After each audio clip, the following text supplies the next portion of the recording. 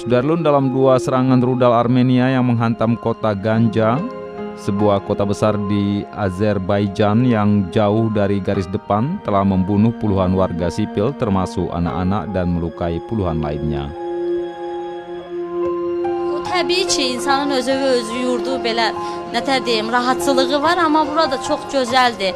Yəni uşaqlarıma nə istəyirəm onu yaradırlar, özümüz nə istəyirik onu yaradırlar. Di tengah konflik perang, ratusan warga kota Ganja diungsikan di asrama Universitas Negeri Pertanian Azerbaijan selama 4 hari terakhir. Rektor kampus Ibrahim Kaferov mengatakan kondisi asrama telah ditutup karena pandemi virus corona.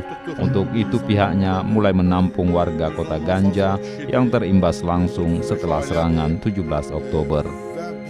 Bahkan pihak universitas akan melakukan yang terbaik untuk terus menampung para korban perang Azerbaijan-Armenia.